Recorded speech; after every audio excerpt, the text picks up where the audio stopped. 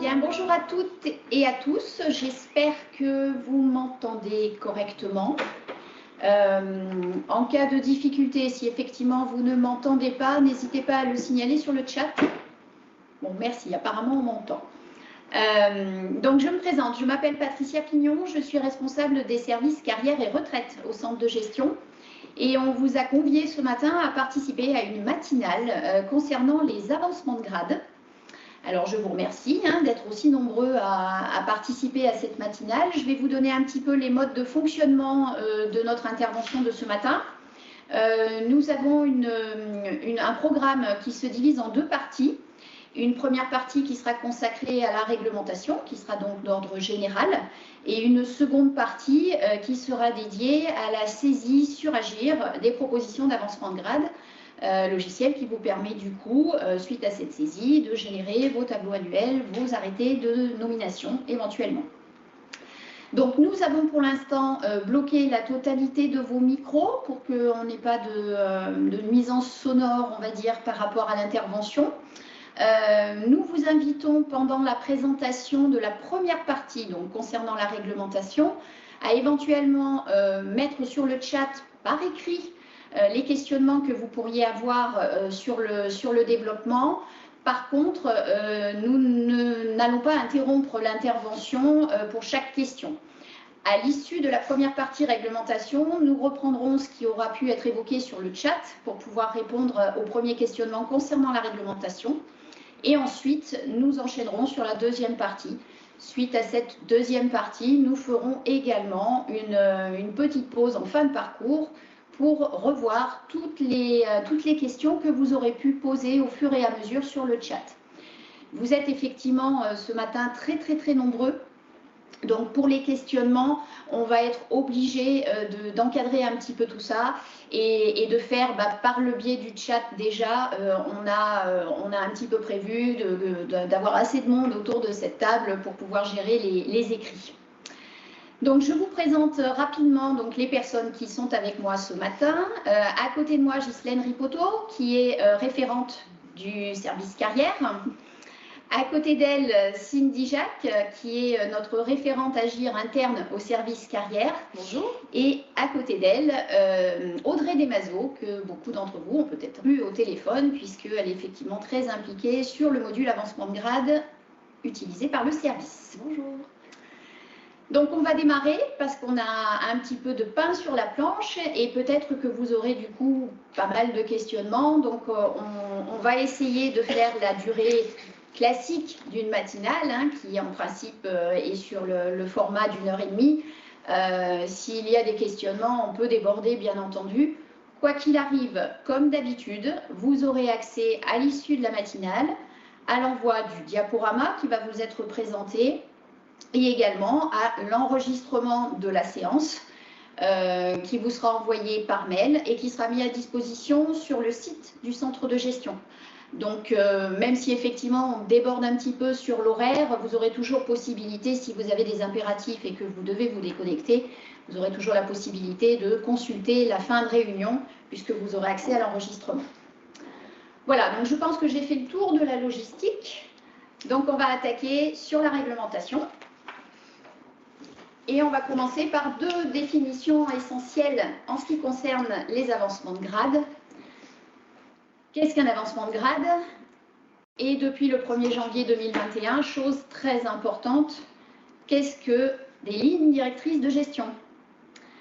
Alors on recadre, un avancement de grade va permettre à un agent d'avancer au grade immédiatement supérieur à l'intérieur d'un même cadre d'emploi. Nous sommes bien sur une procédure différente de la promotion interne. En promotion interne, effectivement, on évolue dans un autre cadre d'emploi, voire dans une autre catégorie. Là, on reste bien dans la même catégorie et dans son cadre d'emploi. Cet avancement de grade, il ne peut être prononcé au choix de l'autorité territoriale qu'en fonction d'une appréciation de la valeur professionnelle et des acquis de l'expérience professionnelle. Nous sommes sur un schéma différent des échelons, où on a des avancements entre guillemets automatiques, en tout cas à durée unique, sans qu'il y ait d'intervention d'appréciation de la valeur pro. Là, on est bien sur l'avancement de grade qui, bien entendu, a lui aussi des conditions statutaires à remplir, mais vous n'êtes pas sur de l'automatisme. Et ça, c'est une idée reçue au sein des agents qui est assez récurrente. J'ai les conditions statutaires, je peux avancer de grade. Non, alors ça, déjà c'est très restrictif parce qu'il n'y a pas que les conditions statutaires que doit remplir l'agent, il y a énormément d'autres conditions. Mais en plus, il n'y a pas cet automatisme qui est existant du côté des échelons. Les lignes directrices de gestion, c'est un document RH qui existe depuis la loi de transformation de la fonction publique. Il est venu se mettre en place, ce document, et il est obligatoire en remplacement notamment des saisines en CAP qui n'ont plus lieu dans le cadre des avancements de grade ou même de la promotion interne. Donc ces lignes directrices de gestion aujourd'hui sont un document obligatoire et préalable à tout avancement de grade. Dans les lignes directrices de gestion, vous examinez d'une part votre stratégie pluriannuelle de pilotage des ressources humaines et d'autre part, l'autorité territoriale va fixer ses orientations en matière de promotion et de valorisation des parcours professionnels. Donc ces lignes directrices de gestion, elles sont décidées en interne, elles sont fixées par un arrêté de l'autorité territoriale et elles sont le préalable obligatoire à toute procédure d'avancement de grade. Lorsque vous allez recevoir notre CDG Info prochainement, vous verrez qu'il y a un article consacré aux lignes directrices de gestion qui vient vous sensibiliser à anticiper éventuellement des révisions que vous souhaiteriez faire aux lignes que vous avez d'ores et déjà actées et anticiper éventuellement également les renouvellements de ces lignes puisque vous avez décidé au moment où vous avez fixé des lignes directrices de gestion d'une durée de validité de ces lignes directrices. N'oubliez pas que pour les renouveler, lorsqu'elles seront arrivées à terme, vous allez devoir anticiper de pouvoir, d'une part, peut-être rédiger à nouveau certains articles, et vous allez devoir également anticiper de pouvoir recueillir un avis en comité social territorial avant même de pouvoir prendre un nouvel arrêté. Donc tout cela prend un certain temps et il est quand même fortement conseillé d'anticiper les choses de plusieurs mois. Autre condition obligatoire dans le cadre des avancements de grade pour une collectivité, avoir délibéré sur les ratios. Les ratios en matière d'avancement de grade, c'est une délibération qui les fixe après avoir, encore une fois, recueilli un avis en comité social territorial. Donc pour chaque avancement de grade, l'organe délibérant va déterminer quel est le taux de promotion applicable aux effectifs des agents promouvables. Par le biais de ces ratios, une collectivité a la possibilité, en amont, de décider que sur l'ensemble des agents qui pourraient être promouvables, seul un certain pourcentage pourrait être promu. Donc cette délibération des ratios, elle est réglementairement obligatoire. Il faut que toute collectivité ait délibéré. Par contre, fixer un taux ne veut pas dire forcément que vous allez fixer un taux qui sera dommageable au nombre d'agents qui peut être promu. Vous pouvez tout à fait fixer un taux à 100% qui vous permet systématiquement d'étudier la totalité des situations des agents qui sont promouvables. Et effectivement, ne vous oblige pas à une restriction préalable. Choisir un 100%, c'est garder quand même la main pour pouvoir éventuellement refuser un avancement de grade, puisque je vous rappelle qu'il est lié à l'appréciation de la valeur professionnelle et aux acquis de l'expérience. Même si vous avez un taux à 100%, vous allez étudier du coup les dossiers de tous les agents qui peuvent être promus, et certains effectivement ne le seront peut-être pas parce qu'il n'y a pas la valeur pro et l'expérience professionnelle appréciée par l'autorité territoriale pour le justifier. Mais quoi qu'il arrive, que vous fixiez des taux entre guillemets réducteurs ou que vous fixiez le taux à 100%, vous êtes obligé d'avoir délibéré en la matière. On continue sur les conditions, on va aller sur les conditions statutaires. On les évoquait tout à l'heure, les agents doivent remplir des conditions statutaires pour pouvoir avoir accès à l'avancement de grade. Ces conditions statutaires, vous les retrouvez dans chaque statut particulier des cadres d'emploi. Concrètement, vous allez avoir des conditions qui vont s'imposer aux agents et des conditions qui vont s'imposer aux collectivités. On les évoque très rapidement puisque, hélas, si on devait les étudier un petit peu plus en avant, mettrait beaucoup plus de temps à faire cette matinale, chaque statut particulier, ou presque, ayant des spécificités dont il faut prendre connaissance de manière individuelle. Du côté des agents, quels vont être les types de conditions à remplir? Eh bien, on va avoir des conditions d'ancienneté, des conditions d'échelon atteints dans la carrière.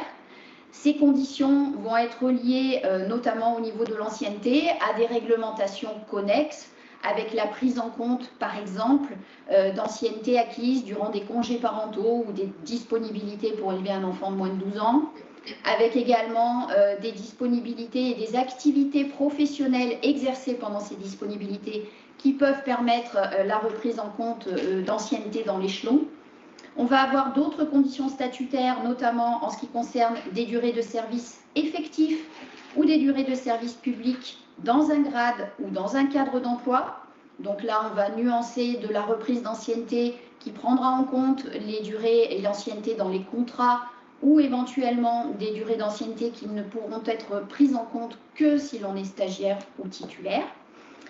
On a également des spécificités dans ces reprises d'ancienneté et dans ces conditions, notamment lorsque les agents ne sont pas à temps complet. On est en dessous d'un mi-temps, on va avoir des prorata qui se mettent en place. On peut être aussi conditionné à avoir obtenu un examen professionnel pour pouvoir avancer de grade. Donc, toutes ces conditions devront être remplies du côté de l'agent pour pouvoir éventuellement ouvrir un droit à la possibilité de postuler à l'avancement de grade. Du côté collectivité, on a également des conditions, donc outre celles que j'ai déjà évoquées, c'est-à-dire l'obligation d'avoir des lignes directrices de gestion en cours de validité, l'obligation d'avoir délibéré sur les ratios, il peut y avoir également au sein de chaque statut particulier d'autres conditions qui viendront s'imposer. On peut avoir des conditions de quota. On en retrouve notamment sur l'avancement de grade à attaché hors classe. On peut avoir des conditions de seuil démographique. Pour rester dans le cadre d'emploi des attachés, on ne peut être proposable à attaché principal que dans des collectivités de plus de 2000 habitants ou vers hors classe que dans des collectivités à plus de 10 000 habitants. On va avoir également, notamment en catégorie B, des règles de répartition qui vont venir s'ajouter aux règles statutaires, qui vont effectivement du coup conditionner le nombre de nominations en fonction du tableau annuel dans le grade de catégorie B en question. Donc on est vraiment sur des conditions qui vont venir toutes être cumulatives et qui vont venir déterminer la fameuse date à laquelle la nomination va être possible. Donc une nomination qui va être lorsque l'ensemble des conditions qui doivent être appliquées sont remplies. Et bien entendu que lorsque l'on remplit ces conditions-là sur une date lambda, on ne peut pas bénéficier d'un avancement de grade sur une date antérieure. Il faut que toutes ces conditions-là soient remplies. À ce moment-là, on a une possibilité de nomination qui va être au plus tôt à partir de cette date-là et qui peut être éventuellement actée sur plus tard, puisque les conditions resteraient remplies. Donc à ce moment-là, que ce soit avec ou sans examen professionnel, l'autorité territoriale va choisir parmi tous ces fonctionnaires qui sont donc promouvables, ceux qui vont être promus, c'est-à-dire suite à l'appréciation de leur valeur professionnelle et des acquis de l'expérience. Donc vous avez des outils pour ces appréciations de valeur professionnelle et acquis de l'expérience. Vous avez les comptes rendus d'entretien professionnel qui sont eux aussi réglementairement obligatoires et vous avez les propositions motivées des chefs de service qui doivent remonter. Et effectivement, tout cela fait que, à l'issue de l'étude de toutes ces conditions, on peut éventuellement envisager de proposer l'avancement de grade et de l'acter pour l'agent. Au sein de la procédure, lorsque vous souhaitez monter des tableaux annuels d'avancement, c'est-à-dire les tableaux annuels dans lesquels, par arrêté, vous allez fixer pour chaque grade quels sont les agents qui vont être inscrits et éventuellement pouvoir bénéficier de cet avancement. Ces tableaux annuels, comme leur nom l'indique, il n'y en a qu'un par an, par grade. Donc là, par an, c'est par année civile. Donc lorsque vous montez un tableau annuel d'avancement, il va être valable jusqu'au 31 décembre de l'année durant laquelle vous l'avez monté. Un tableau par an, par grade, On appelle cela le principe d'unicité. Effectivement, la spécificité des avancements de grade par le biais de ce tableau, c'est que seuls les agents de la collectivité peuvent être inscrits sur ce tableau annuel et ils ne peuvent être promus que dans la collectivité. Encore une fois, nous sommes sur un schéma différent de la promotion interne où nous avons des agents qui, à l'issue de l'API, sont inscrits sur liste d'aptitudes. Donc, à l'image de ce qui se passe au concours, quand on est inscrit sur une liste d'aptitudes, on peut être nommé dans toute collectivité. En matière d'avancement de grade, on est inscrit sur un tableau annuel d'avancement et là, on n'est promouvable qu'au sein de sa structure. Dans ce tableau annuel, vous allez être obligé de déterminer la part respective des femmes et des hommes du vivier des agents promouvables et également la part femmes-hommes des agents inscrits sur ce tableau et qui sont susceptibles d'être promus. Ils seront inscrits dans le tableau par ordre de priorité de nomination. J'insiste bien sur le fait qu'il n'est pas lié à l'inscription sur le tableau annuel d'avancement que l'on sera nommé. Il faut, pour être nommé, être inscrit sur ce tableau. Mais à contrario, on peut tout de même être inscrit sur un tableau annuel d'avancement et ne pas être nommé. L'inscription sur ce tableau n'emporte pas la nomination. Par contre, comme vous devez classer les agents par ordre de nomination, ce qui sera obligatoire, c'est que les avancements se fassent dans l'ordre du tableau. L'agent qui est en numéro 1 dans ce tableau ne peut pas être nommé a posteriori de l'agent qui est en numéro 2 sur ce tableau. Veillez bien à garder cet ordre. Ces tableaux annuels d'avancement doivent être communiqués au centre de gestion qui va en assurer la publicité pour les collectivités affiliées et on le fait par le biais de notre site internet, cette publicité. Lorsque vous avez dressé ce tableau annuel, il va vous rester quelques procédures pour pouvoir nommer les agents et leur faire bénéficier de l'avancement de grade. Vous allez avoir besoin qu'un poste correspondant à l'avancement de grade existe. Donc, soit vous allez créer ce poste, ou peut-être vous l'avez d'ores et déjà inscrit à votre tableau des effectifs. La création du poste, c'est une étape importante parce qu'il n'y aura pas de nomination rétroactive avant la date d'effet de création du poste. Vous savez que lorsque l'on délibère pour créer un poste, la délibération ne peut pas avoir de valeur rétroactive.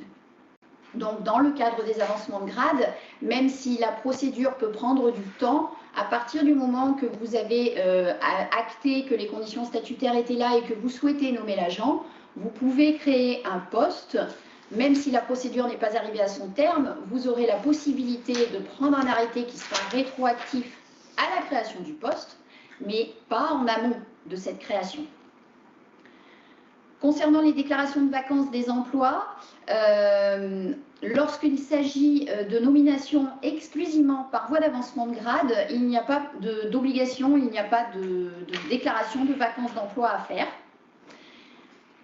De même, on vous invite à tenir à jour le tableau des effectifs de votre collectivité. Et donc, lorsque vous créez le poste pour l'avancement de grade, pensez à supprimer le poste d'origine, sauf si vous en avez besoin pour nécessité de service ou pour nommer quelqu'un d'autre sur ce poste-là. Et rappelez-vous bien que la suppression du poste d'origine sera bel et bien conditionnée également à un avis préalable en comité social territorial. Étape de l'arrêté individuel d'avancement de grade. Cet arrêté individuel d'avancement de grade pourra être pris, mais restera tout de même subordonné à l'acceptation par le fonctionnaire de l'emploi qui lui est assigné dans son nouveau grade, puisque la logique veut que l'avancement de grade soit lié à une évolution des missions. Donc bien entendu que l'on nomme un agent sur l'avancement de grade que lorsqu'il a accepté le nouveau poste qu'on lui propose. Donc, on a fait le tour des généralités réglementaires. Une dernière spécificité qui concerne quelques-uns d'entre vous, c'est celle qui est liée aux agents intercommunaux, qui vont donc avoir plusieurs autorités territoriales qui l'emploient sur un grade identique. au moment de faire bénéficier d'un avancement de grade à des agents qui ont moult employeurs. Il y a une règle au sein des décrets encadrant les dispositions encadrant les agents intercommunaux qui sont relativement claires. Il y a un grand principe d'unicité de carrière. Ce principe d'unicité de carrière impose à ce qu'un agent qui a le même grade dans plusieurs collectivités conserve d'avoir le même grade dans ces collectivités-là. C'est-à-dire que lorsqu'il est censé avancer dans l'une, il est censé avancer dans l'autre, et dans la troisième et dans la quatrième, en fonction du nombre d'employeurs. Ça veut dire qu'au moment où vous êtes employeur d'un agent et que vous souhaitez lui faire bénéficier d'un avancement de grade, vous n'allez pas pouvoir prendre cette décision, entre guillemets, seul. Il va falloir qu'il y ait une concertation qui se mette en place entre les employeurs de cet agent. Tous les employeurs de cet agent devront, entre guillemets, réussir à tomber d'accord sur une valeur professionnelle commune et sur une possibilité, effectivement, de faire bénéficier de l'avancement de grade à l'agent à la même date dans toutes ces collectivités. Le décret a prévu la possibilité d'un désaccord entre les collectivités, puisqu'effectivement, on peut être sur différentes collectivités, avoir différents postes et ne pas avoir finalement la même valeur professionnelle sur le poste de la collectivité A, qui est assez différent du poste de la collectivité B. Et à ce moment-là, on peut avoir deux autorités territoriales qui ne tombent pas forcément d'accord sur l'avancement de grade. Dans ce cas-là, effectivement, le décret est venu poser la règle qu'il y aura obligatoirement avancement de grade dans l'ensemble des collectivités si l'employeur qui souhaite faire avancer représente au moins, alors je vais essayer d'être claire, représente au moins la moitié de la durée hebdomadaire de travail effectuée par l'agent. Ou alors, autre dérogation possible, la moitié au moins des autorités territoriales qui représentent plus des 2/3 de la durée de l'agent, la durée hebdomadaire de l'agent, si elles tombent d'accord, à ce moment-là, cela emporte une décision d'avancement de grade pour tous les employeurs. Alors, bien entendu que le service carrière sera à votre écoute pour vous aider à déterminer si effectivement, en cas de désaccord, vous êtes sur le profil d'une collectivité qui va devoir soit faire bénéficier d'un avancement de grade ou soit une situation resterait bloquée, parce que je comprends bien que ce que je viens de vous dire, c'est un petit peu complexe à expliquer. Sur ces cas particuliers, le grand message que l'on vous fait passer aujourd'hui, c'est que vous devez, quand l'agent est intercommunal, absolument consulter toutes les collectivités qui emploient cet agent pour qu'un accord ou un désaccord puisse être mis en avant et qu'on puisse étudier effectivement comment on va pouvoir traiter l'avancement de grade. On ne pourra pas le traiter individuellement avec uniquement une proposition d'une seule collectivité employeur. Voilà. Donc notre grande difficulté aujourd'hui, c'est que effectivement, lorsque vous faites une saisie sur le logiciel et qu'en fait on n'a pas la saisie des autres collectivités employeurs, on est obligé de bloquer la situation en attendant de savoir si effectivement tout le monde est d'accord. À ce moment-là, tout le monde fera une saisie sur le logiciel. Ou si tout le monde n'est pas d'accord, est-ce qu'on est dans le cadre de la réglementation pour que l'avancement de grade soit acté ou qu'il ne le soit pas.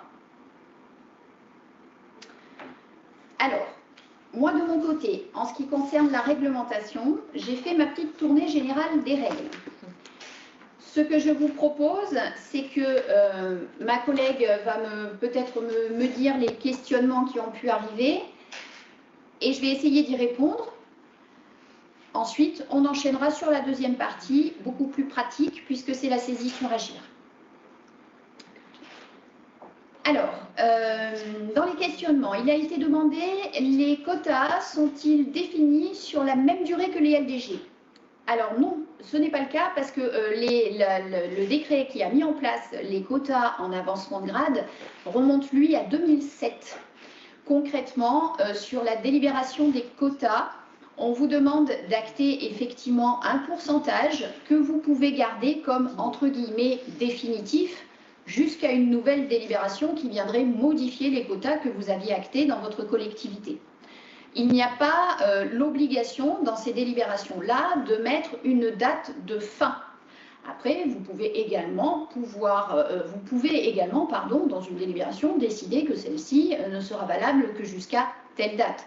Par contre, ça vous impose bien de faire attention à penser, à délibérer à nouveau à partir du moment que vous aurez cette date qui sera à terme. Donc, c'est peut-être pas forcément ce que l'on vous conseille. Si vous avez délibéré sur les ratios, autant le faire de façon entre guillemets définitive, jusqu'à ce que vous puissiez de toute façon et à tout moment redélibérer pour choisir des taux différents.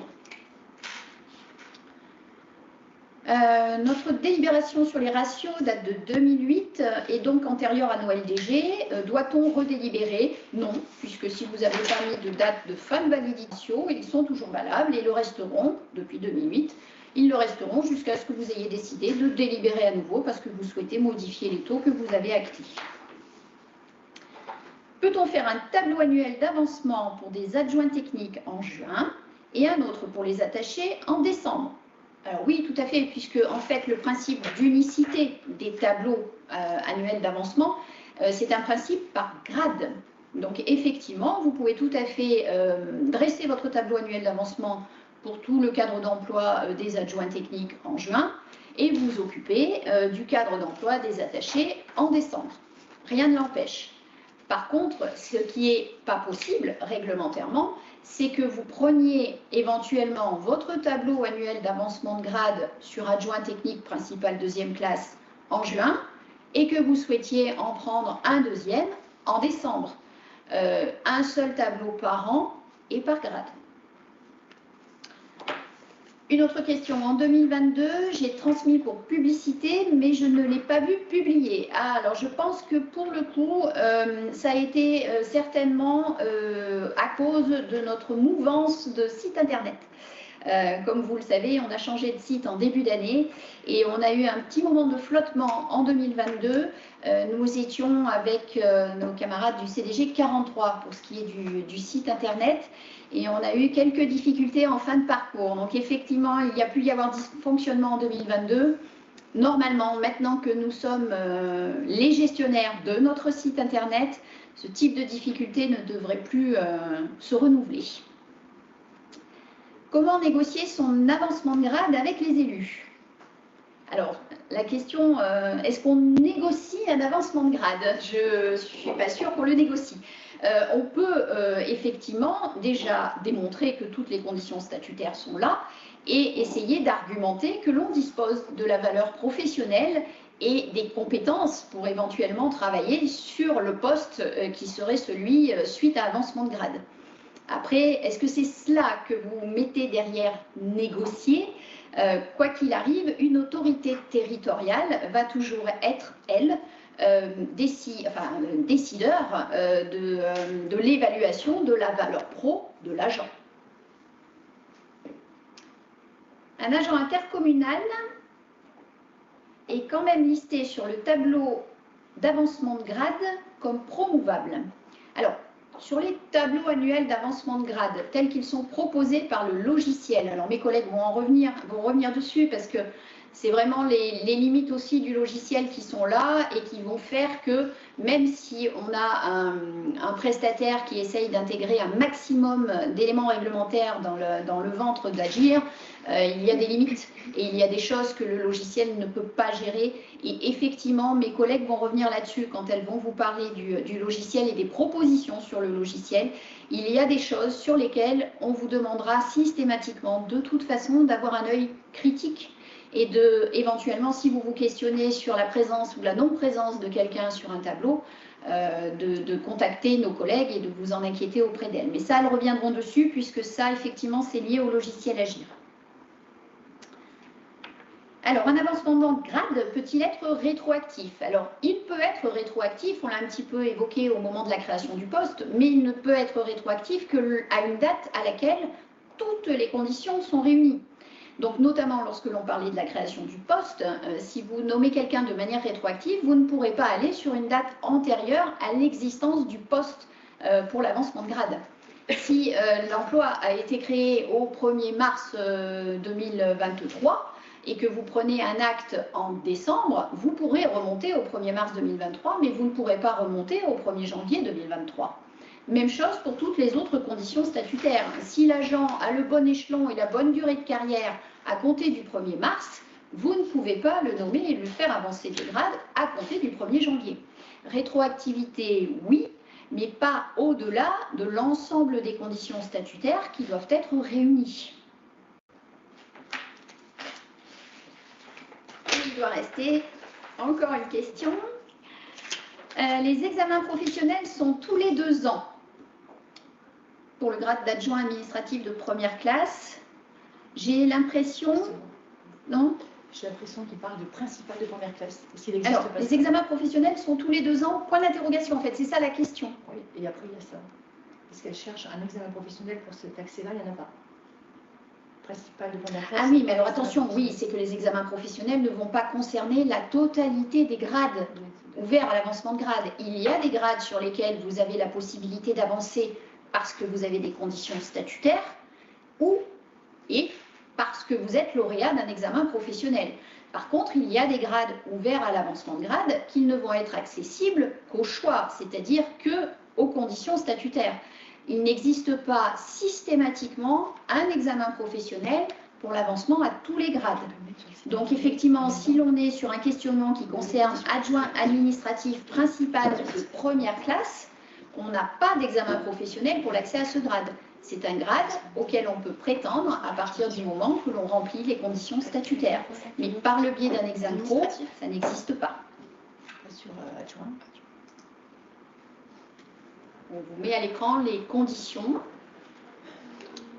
qui sont aujourd'hui disponibles sur notre site internet pour vous montrer qu'effectivement, vous allez avoir des accès aux grades qui peuvent parfois être liés à l'ancienneté ou liés à l'obtention d'un examen pro.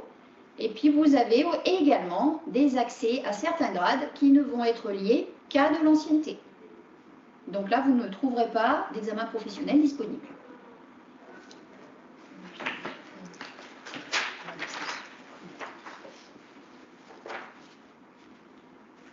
Alors, peut-on faire un tableau annuel d'avancement pour les adjoints techniques? Alors, les tableaux annuels d'avancement, on va le revoir avec Agir, c'est des tableaux annuels que vous montez par grade.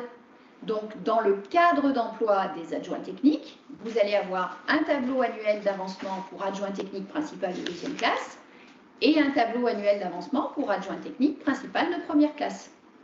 Chacun peut être pris individuellement et devra du coup respecter pour chacun le principe d'annualité et le principe d'unicité.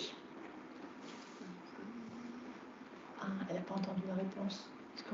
On avait fait un en juin et un attaché. Oui, on peut faire 2 tableaux annuels différents. Oui, alors c'est que vous n'aviez pas entendu la réponse à l'autre question qui parlait des tableaux annuels faits à des dates différentes dans le calendrier.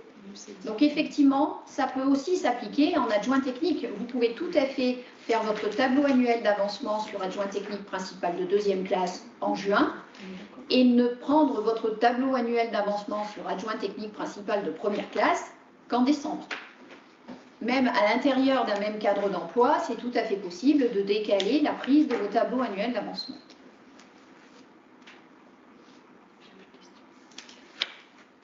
On va stopper pour l'instant les questionnements, puisqu'on va passer sur notre 2e partie, donc concernant les saisies sur Agir. Je vais laisser la parole à ma collègue, Madame Jacques. Alors bonjour à tous.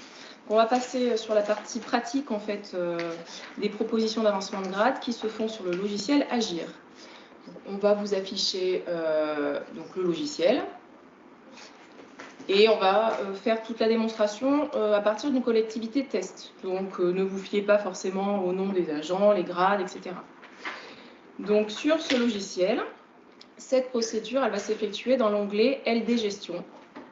Et donc ce menu permet donc de calculer les possibilités d'avancement de grade pour l'année, de vérifier les avancements de grade possibles calculés par Agir, de transmettre les propositions d'avancement de grade pour une vérification des conditions statutaires par le service carrière, de suivre l'état d'instruction du dossier, d'établir les arrêtés portant tableau annuel, et ensuite d'éditer les arrêtés d'avancement de grade des agents promus qui correspondent, donc pour chacun d'eux. Et à la toute fin, vous avez quand même un menu qui vous permet de consulter la liste des agents qui ont bénéficié d'un avancement de grade. Donc ça, c'est aussi pour toutes les années antérieures. On va commencer par la première étape. Alors, vous avez accès à tous les menus, justement, depuis maintenant l'année dernière, pour vous permettre, en fait, de calculer vous-même ces possibilités d'avancement de grade. Donc, on est bien sur LD Gestion, avancement de grade, et on clique sur le menu Calcul des avancements de grade. Ce menu, en fait, donc, qui permet de calculer donc, toutes les possibilités d'avancement de grade pour les agents de votre collectivité. Ce calcul, il peut être relancé à tout moment dans l'année pour prendre en compte les éventuels changements de situation. Donc, le conseil qu'on peut vous faire, c'est peut-être de calculer les propositions tout début d'année et ensuite peut-être de refaire des calculs ponctuels, alors soit au mois, enfin c'est selon votre gestion, et si vous savez qu'il y a des événements, des changements dans la carrière de vos agents, on vous recommande de venir recalculer ces propositions en fait. Donc on va vous montrer, on va faire une démonstration sur le cadre d'emploi des adjoints techniques. Donc on vient choisir le cadre d'emploi en premier, et ensuite on clique sur le bouton calculer. Donc il faut patienter un petit peu. Alors selon le cadre d'emploi et le nombre d'agents que vous avez sur ce cadre d'emploi, ça peut prendre plus ou moins de temps. Tant que vous avez la mention en rouge, il faut patienter. On sait que pour les grosses collectivités, ça peut prendre un certain temps, notamment sur des cadres d'emploi comme les adjoints administratifs ou techniques, là où il y a le plus d'agents en général. En tout cas, tant que vous n'avez pas la mention qui va s'afficher ensuite en vert, il faut attendre parce que le calcul n'est pas encore fait.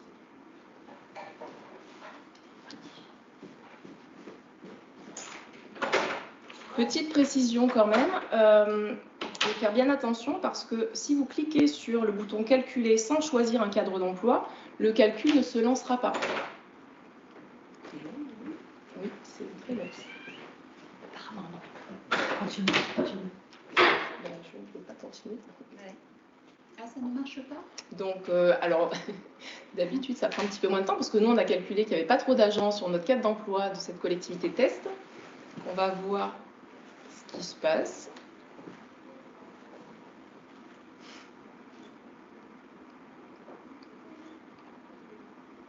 C'est d'être patient aussi. On va être patient. En tout cas, cette étape-là, que vous la fassiez en début d'année ou à un autre moment dans l'année, il faudra la répéter pour chaque cadre d'emploi. Donc, c'est pas parce que vous allez le faire une fois que ce sera acté pour l'année.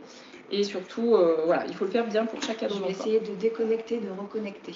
Allez, c'est ça. Parfois. Bon. Ce sont les aléas du direct. Oui. Hop, on passe. On passe. Oui. Alors, c'est une question qui a été posée? Oui. Donc, une question a été posée. Est-ce que la procédure sur Agir est différente de l'année dernière? Alors, il y a des petits changements. Bon, une remise en forme du fait de la nouvelle charte. Par contre, il y a des petites précisions qui ont été apportées. Donc, quoi qu'il arrive, il faut absolument vous éditer ou télécharger, vous imprimer la nouvelle qui est en ligne, en fait. Hein. On pourra regarder ou la trouver aussi sur le site internet. Mais en effet, il y a eu quelques petites précisions qui ont été apportées. Les écrans sont peut-être pas, les impressions d'écran ne sont peut-être pas exactement les mêmes que la toute première procédure qui date un petit peu de 2019, je crois. Donc voilà, le conseil, c'est vraiment d'aller voir la dernière, qui est en ligne. Et qui vous a été envoyée aussi par mail en même temps que le lien pour vous connecter. On peut en profiter à ce moment-là, si vous avez quelques petites questions, par le chat, et puis on y répondra en même temps.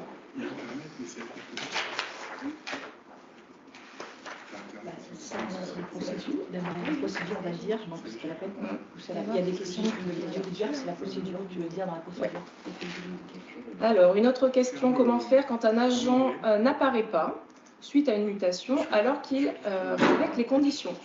Donc là, c'est quelque chose qu'on va vous expliquer en effet plus tard parce que, en effet, l'agent ne sort pas forcément dans les propositions puisque le logiciel n'a pas toutes les données pour calculer ses services effectifs. Donc en effet, il y a une petite manip à faire pour qu'il apparaisse et pour pouvoir le proposer, on va dire, en force. Donc il y a quand même la possibilité de le proposer, quoi qu'il arrive. Ça s'annule une façon de en attendant que ça ne fonctionne pas. Ah, Je vais re-essayer sur ici, parce qu'on va essayer de rester sur cette config-là. Il faut donc que toute la carrière de l'agent soit saisie. Alors, donc une autre question qui est posée, il faut donc que toute la carrière de l'agent soit saisie. Alors ça, c'est indispensable. C'est-à-dire que ça fait déjà un certain temps qu'on vous le recommande. Et il faut bien saisir toute la carrière de l'agent dans le déroulement de carrière pour que le logiciel puisse vous calculer des propositions justes. Et en effet, si ce n'est pas tenu à jour, le logiciel, il fait avec ce qu'il a et il ne pourra pas vous proposer quelque chose de cohérent, quoi. Donc vraiment, la première des choses, d'ailleurs, avant de vous lancer dans les propositions d'avancement de grade, c'est peut-être de vérifier déjà en amont si vos carrières sont bien à jour et si ce n'est pas le cas, d'ajouter les actes qui manquent et de surtout nous les transmettre ensuite par mail ou courrier pour qu'on puisse valider votre saisie et de ce fait de rendre la carrière à jour. Par contre, il pose la question, puisse-t-on entrer dans la fonction publique? Non, puisqu'ils ne peuvent pas saisir. C'est à toi. Alors, donc en effet, si un agent est arrivé dans votre collectivité, d'une autre collectivité non affiliée au centre de gestion, il va manquer en fait tous ses services antérieurs. Et donc la question qui est posée, c'est est-ce qu'on doit saisir depuis son entrée dans la fonction publique? Non, si l'agent mute d'une autre collectivité non affiliée, vous allez saisir à partir du moment où vous le recrutez. Si c'est un agent qui vient d'une autre collectivité affiliée au centre de gestion, c'est nous qui faisons d'ailleurs le lien et la saisie dans Agir pour qu'on puisse basculer l'agent de son ancienne collectivité à la nouvelle, en l'occurrence vous. Qu'est-ce que tu as dit? Ou dans sa nouvelle collectivité. C'est-à-dire comme ce que tu viens de dire, oui, d'accord. Tu as tout répondu. Ok. Par contre, là, je n'ai pas le temps d'écrire, parce que c'est réparé ou pas? Non, mais peut-être que par biais de ton ordinateur. Alors on va essayer notre solution Désolée. Donc là, c'est vraiment le hasard des choses, puisque d'habitude, ça fonctionne très bien. Bon, après, des bugs peuvent arriver de temps en temps chez vous aussi. L'utilisateur, c'est quoi, Audrey? 63 63, 28. 28 comme ça. Et 99, c'était... 99 alors effectivement, du coup, ça revient à ce que j'évoquais tout à l'heure. Vous devez toujours garder un œil critique sur les propositions que vous fait le logiciel. Vous allez avoir effectivement des agents en fonction de leur historique, d'avoir travaillé dans une ancienne collectivité, qu'elle était adhérente au centre de gestion ou pas, que tous les actes sont à l'écran, que vous allez avoir du coup des situations que le logiciel, malgré toute sa meilleure volonté, ne pourra pas gérer. Même sur quelques conditions statutaires que j'ai évoquées tout à l'heure, le logiciel ne va pas prendre en compte, pour en revenir notamment au cadre d'emploi des attachés. Je vous disais tout à l'heure qu'il y avait des seuils démographiques à respecter. Le logiciel, lui, ne va pas prendre en compte la taille de la collectivité qui souhaite faire avancer l'agent. Il va prendre en compte est-ce que l'agent remplirait les conditions statutaires. Mais ça n'est pas parce qu'un agent remplit les conditions statutaires que dans la collectivité dans laquelle il travaille, il a forcément la possibilité d'être nommé. Notamment lorsque l'on est dans le cadre de ces obligations de seuil démographique, le logiciel ne va vous proposer des agents qui ont les conditions statutaires, qui en fait pourraient avancer de grade, mais c'est le profil de votre collectivité qui va empêcher cet avancement. Et le fait qu'il soit proposé, c'est effectivement quelque chose que le logiciel, lui, ne gère pas. Alors, comme le calcul a enfin été fait, on va pouvoir passer à la suite. Donc ça, c'était la première étape, en fait, calculer les possibilités d'avancement de grade pour l'année. On va passer à la deuxième étape, donc, qui est de vérifier les possibilités calculées par Agir. Donc cette vérification, elle se fait à l'aide de documents de travail qui peuvent être édités pour une première étude manuscrite, et ça, on vous le recommande vraiment. parce que c'est quand même plus pratique pour pouvoir noter des choses dessus et puis montrer à votre autorité territoriale. Donc, on va donc dans le menu. Alors, je précise quand même que ces documents-là, en fait, de travail ne sont pas du tout à communiquer au centre de gestion. Ça reste vraiment dans votre collectivité pour travailler. Et donc, cette étape de vérification, elle est indispensable avant de transmettre quelques propositions que ce soit au centre de gestion. Pour rappel, le service carrière ne fera pas et ne fait pas de vérification des conditions statutaires avant la transmission des propositions d'avancement de grade par la collectivité via Agir.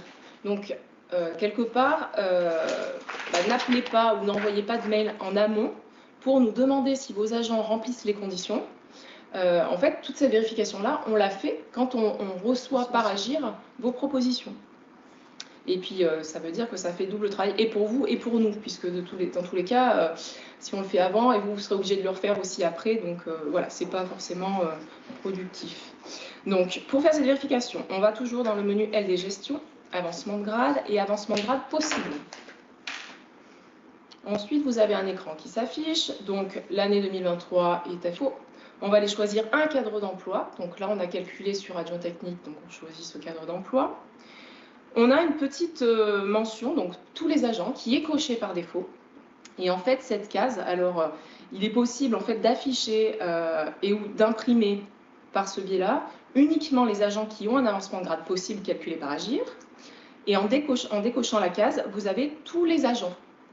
Donc ça veut dire que, pardon, excusez-moi, c'est-à-dire que tous les agents sont cochés. Là, tous les agents. Donc on vous montre en décochant la case, en fait, du coup, vous n'avez que les agents qui remplissent ces conditions. Calculé par Agir. Voilà. Et si vous laissez cocher, vous avez tous les agents du cadre d'emploi. Ouais. Donc comme il est rappelé, bien sûr, cette liste peut comporter des propositions erronées et il faut bien vérifier les conditions pour chaque agent proposé. Donc c'est ce que ce menu va vous permettre de faire. Donc on a 3 boutons. On en a un imprimé, donc qui permet lui d'imprimer au format Word par cadre d'emploi. Donc il faut alors choisir le cadre d'emploi souhaité dans la liste déroulante, donc juste au-dessus comme on vient de le faire, et de cliquer sur imprimer. Donc, vous avez votre document Word qui s'affiche. Voilà ce que ça donne. Donc là,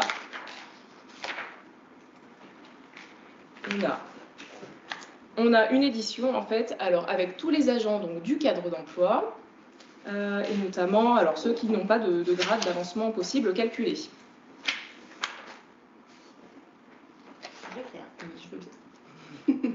Donc si on revient sur Agir, on a d'autres boutons, notamment imprimer tous les cadres d'emploi, qui vous permettent d'éditer dans un seul document Word tous les cadres d'emploi à la suite. Donc c'est-à-dire que vous allez quand même avoir un tableau par cadre d'emploi, mais ils vont se succéder dans le même document. Et un dernier bouton, exporter, qui là vous permet d'avoir une liste au format Excel. Alors c'est un autre format, c'est pas forcément celui qu'on recommande, après il est possible. Mais nous on va vous recommander le tout premier bouton. Le plus visuel. Voilà. Après voilà ce que ça donne quand même en édition Excel. Petite vision. Hop. Est-ce qu'on peut aller sur celui-là ? Oui, bien sûr. Donc on va revenir en fait sur l'édition, la toute première qu'on vous recommande. Et donc on va détailler un petit peu ce qui apparaît. Donc la première colonne, en fait, on vous demande là de bien vérifier que tous les agents présents dans ce cadre d'emploi dans votre collectivité apparaissent bien dans la colonne. Ensuite, en deuxième, il va falloir vérifier dans la colonne grade d'avancement possible que tous les agents qui ont un grade possible indiqué remplissent bien les conditions d'accès. Parce qu'il peut y avoir des erreurs de calcul aussi en fonction de ce qui est rentré dans la carrière. Ensuite, il y a quelque chose de très important, c'est-à-dire que si aucun grade possible n'est indiqué, alors là, on vous dit sur le tuto de vous reporter à la page 4, et on va le détailler ensuite, c'est que soit, si l'agent remplit les conditions malgré tout, parce que vous l'avez lu, il va falloir écrire, vous servez de ce document-là, vous écrivez sur le tableau le grade qui est possible pour cet agent, pour penser à le reporter plus tard dans vos propositions, à l'étape suivante. Alors, ce qu'on peut vous montrer, par contre, quand même, oui, on va fermer le document.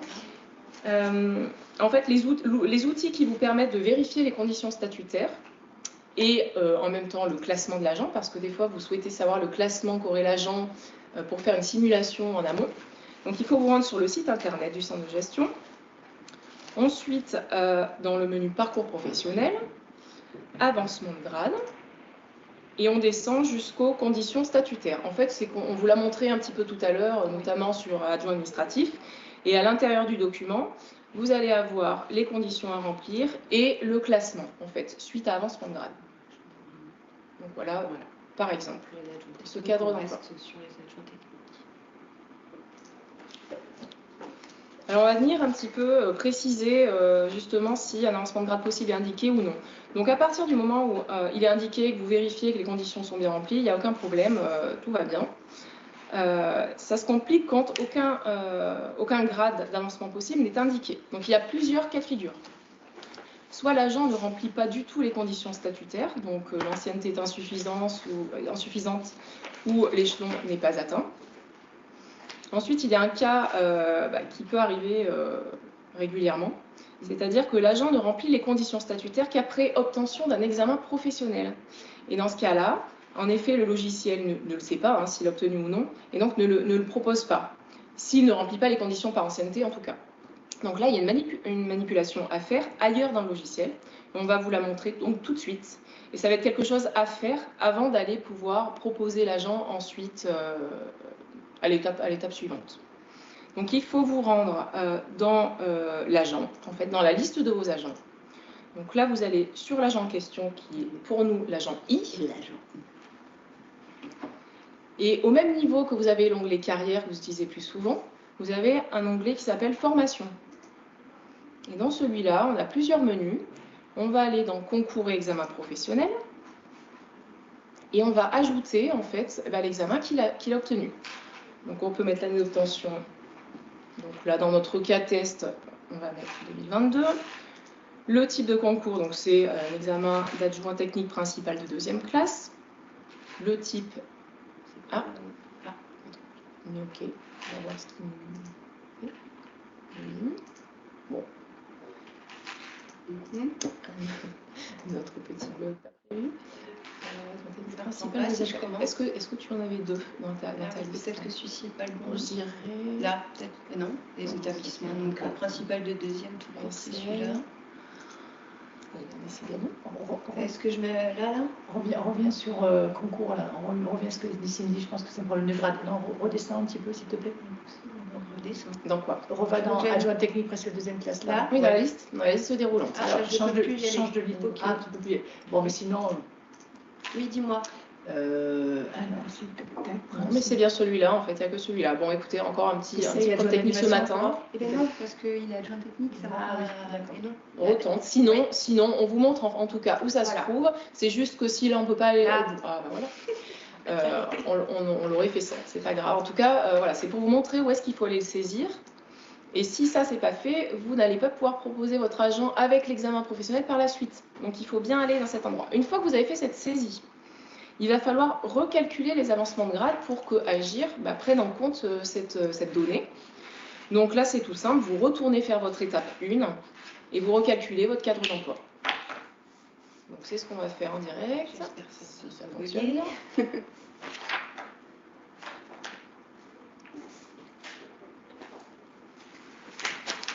C'est à cette étape-là qu'on a un peu bugué tout à l'heure.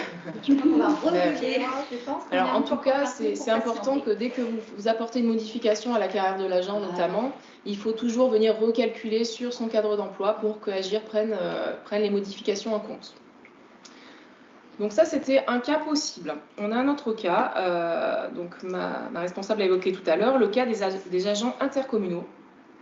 Et donc là, en fait, il se peut que si l'agent est intercommunal, Agir ne le propose pas dans la liste de vos agents, en fait, parce que, logiquement, Agir va venir proposer l'agent dans la collectivité, ce qu'on appelle principale.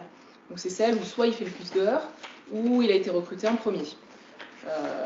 Alors ça reste un petit peu aléatoire, puisque c'est une petite case qui est normalement cochée dans dans la carrière, la situation administrative de l'agent, et suite aux élections qui n'a pas forcément toujours été coché dans la bonne collectivité.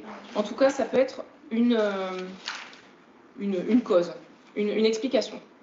Donc pour les agents intercommunaux, il va falloir, donc après bien sûr entente de toutes les collectivités et vérification que les quotas sont bien remplis, il va falloir venir dans Agir saisir les propositions, mais de la part de toutes les collectivités. La collectivité principale faisant la saisie, ça ne suffira pas. Et pour que toutes les collectivités puissent au bout du compte avoir les arrêtés, enfin, les tableaux annuels et les arrêtés individuels, il faudra venir faire la saisie qu'on va voir ensuite à l'étape suivante. Donc sur le tuto, on vous met la référence du décret que ma responsable vous a énoncé tout à l'heure. Un autre cas possible, donc soit le déroulement de carrière de l'agent n'est pas à jour, donc comme on l'a dit tout à l'heure en répondant à une question, soit les derniers actes n'ont pas été saisis ou n'ont pas été validés si on n'a pas reçu les arrêtés qui correspondent.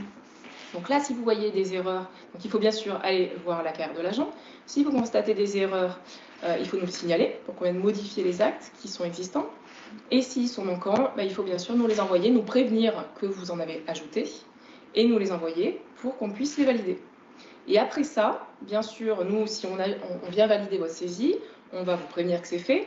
Et ensuite, derrière, il faudra encore relancer le calcul des avancements de grade sur le cadre d'emploi concerné. En retournant à notre étape 1. Et alors, dernier cas de figure, le logiciel n'a pas pu calculer les services effectifs parce que l'antériorité de carrière elle est inconnue, parce que c'est un recrutement suite mutation, par exemple, donc comme on l'a évoqué tout à l'heure aussi lors d'une question.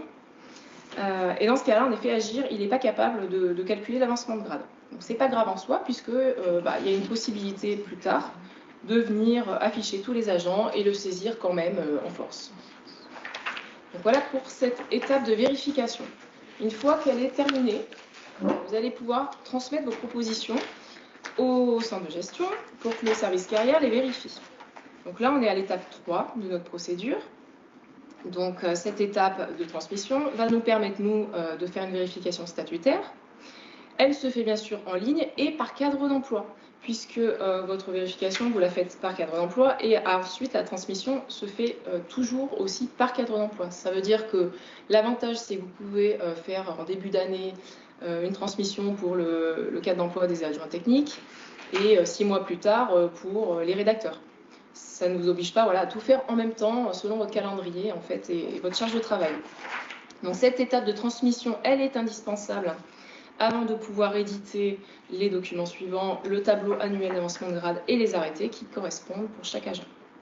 Donc on vous demande, dans la mesure du possible, et surtout parce que le logiciel en fait bascule sur l'année suivante, d'anticiper votre saisie en fait en ligne. Et on a pu constater que le mieux c'était quand même de faire toutes vos transmissions, donc cette étape-là au moins, jusqu'au mois d'octobre de l'année. Parce qu'ensuite, on n'est pas les seuls centres de gestion, le seul centre de gestion à travailler avec le logiciel, et donc le prestataire répond aux attentes de tous, et donc bascule en fait ce calcul sur l'année suivante. Donc en fait, c'est vraiment un conseil qu'on vous donne, anticipez, au moins vérifiez au plus tôt, et faites vos transmissions maximum jusqu'au mois d'octobre. Puisque nous, derrière, il faut qu'on ait le temps aussi de toutes les vérifier, pour vous permettre de faire la suite de la procédure avant le mois de décembre. C'est surtout en fait cette étape-là qui doit être faite avant jusqu'au mois d'octobre, puisque les suivantes peuvent être faites après. Alors donc à cette étape-là, on va donc toujours dans notre menu LD gestion, avancement de grade, et dans le menu nouveau tableau annuel.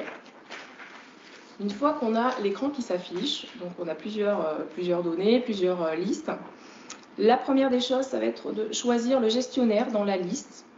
Donc il y a une liste déroulante qui vous permet de choisir le gestionnaire de la collectivité. Et donc quand vous choisissez ça, le gestionnaire, donc, ça vous affiche à côté l'adresse mail qui a été saisie par vos soins en fait dans la fiche de la collectivité. Si jamais le gestionnaire des avancements de grade dans votre collectivité n'est pas dans la liste des agents, alors ça veut dire que c'est peut-être un agent contractuel, mais ça veut dire aussi que vous n'avez pas rentré dans Agir, et donc c'est pas bien. C'est très bien. Mais bon, si à cette étape-là, vous voulez quand même faire votre saisie parce que vous êtes pris par le temps, vous avez la possibilité en fait d'ajouter le nom et prénom de quelqu'un, du gestionnaire, en cliquant sur le petit bouton avec le plus, et vous avez cette grille de saisie en fait qui apparaît. Donc vous allez pouvoir saisir et valider. Et ensuite, vous avez aussi la possibilité de saisir voilà, l'adresse mail à laquelle vous souhaitez que les notifications vous soient envoyées par la suite. En dessous, on a les lignes directrices de gestion qui ont été présentées au comité social territorial. Donc, c'est une possibilité en fait. Alors nous, c'est pas une obligation de le noter, puisque de toute façon, dans notre vérification ensuite de votre transmission, on va vérifier si elles ont été bien, si elles ont été fixées. Mais vous avez la possibilité de déjà le noter ici, si elles ont eu l'avis du CST. On descend en dessous, donc on a notre cadre d'emploi qu'on va venir choisir, puisque en effet la transmission se fera bien par cadre d'emploi. Et à partir du moment où on l'a choisi, donc s'affiche en dessous tous les agents qui sont proposés. Donc une petite subtilité justement qui est très très importante dans cet écran-là, c'est la case tous les agents du cadre d'emploi. Donc elle est décochée par défaut et en fait elle va vous permettre d'afficher tous les agents du cadre d'emploi et pas uniquement ceux que Agir a proposés. Donc ça va vous servir notamment pour les agents qui sont arrivés par mutation, comme on l'évoquait tout à l'heure. Et donc vous allez quand même ensuite, on va le voir, pouvoir faire votre saisie. Donc on va la laisser nous cocher pour qu'on ait tous nos agents à l'écran. Donc on a bien notre agent, alors on a J, K et M qui remplissaient déjà les conditions, et on a notre agent I qui s'affiche désormais puisqu'on est allé lui saisir l'examen professionnel d'adjoint technique principal de 2e classe. Et donc il est bien coché, le logiciel l'a calculé avec la mention examen professionnel. Donc sur cet écran-là, il faut choisir le grade d'avancement. Donc on va pouvoir le faire pour un agent. Donc notamment pour celui-là par exemple. On va travailler sur un, oui, à la limite on peut... Le I, peu importe. Tu sais qu'on faisait plutôt le J peut-être. Allez, on va partir sur notre exemple qu'on s'était fixé. Donc l'agent J, on vient choisir... De première. Oui. Tes tableaux là-haut. Oui. Allez. Hop. Donc on choisit le grade d'avancement. Ensuite, on va venir cocher le type d'avancement. Donc parce qu'un agent peut avancer avec les deux conditions. Ça arrive. Donc là, nous, on va laisser ancienneté. Mais ça, il faut bien faire attention à cette petite... Ça se met par défaut, mais il faut bien vérifier. Ensuite, on va venir saisir la date d'avancement prévue. Donc bien sûr, cette date, elle peut être au plus tôt à la date à laquelle les conditions sont remplies, que le poste a été créé et que les LDG sont fixés. On a une dernière petite case donc, qui est ordre. Alors ça correspond à l'ordre de priorité et l'ordre de priorité dans lequel vous allez nommer les agents. Alors au niveau logiciel, c'est vraiment purement informatique, c'est indispensable. Donc quoi qu'il arrive, il faut toujours mettre un chiffre dans cette case-là. Donc si un seul agent est proposé, vous allez quand même mettre un chiffre, vous allez mettre le chiffre 1. Et si plusieurs agents sont proposés, vous mettrez de 1 jusqu'à 3, 4, etc. Dans l'ordre que vous avez prévu de les nommer. Donc une fois qu'on a fait cette saisie, on descend un petit peu sur l'écran et on a un bouton, donc enregistrer la saisie de ce cadre d'emploi. On vient cliquer là et donc un message en vert normalement s'affiche en dessous qui vous confirme que l'enregistrement est réussi. On passe au bouton suivant. Donc là, c'est enregistrer et visualiser le tableau des propositions. En fait, ce bouton, il sert à valider définitivement la saisie du cadre d'emploi proposé. Ce qui vous affiche d'autres boutons, d'ailleurs, notamment imprimer le tableau des propositions. Donc là, vous allez venir cliquer sur ce bouton-là. Ça va vous afficher le tableau au format Word et qu'il va falloir imprimer pour faire signer et dater à votre autorité territoriale. Donc on vous montre ce que ça donne, voilà, une fois le tableau signé, daté. Une fois que ce tableau donc, il sera signé par votre autorité territoriale, il va falloir revenir en fait sur le logiciel pour venir le transmettre. Donc lorsque le tableau est signé par l'autorité territoriale, il faut le scanner en PDF avec, alors accompagné dans le même document, des éventuelles pièces justificatives qui pourraient être une attestation d'examen professionnel, ou un arrêté qui justifie la durée des services effectifs si c'est un recrutement par mutation, par exemple, pour qu'on puisse vérifier si l'agent a bien ses 8 ans ou autre. Donc tout ça se fait bien dans le même document, j'insiste là-dessus parce qu'il n'y a que cette voie-là, et vous avez la possibilité de ne transmettre qu'un seul document PDF, donc tout doit être dans le même. Alors, pour ce faire, vous retournez donc sur le menu LD Gestion, avancement de grade, et liste des dossiers. Puisque en fait votre proposition elle existe, vous avez commencé déjà, donc on vient dans un autre menu pour l'afficher. Vous avez la ligne de votre demande en fait qui est en cours de création, et là vous allez venir cliquer sur la ligne n'importe où pour pouvoir entrer à l'intérieur et voir les propositions que vous aviez commencé de saisir.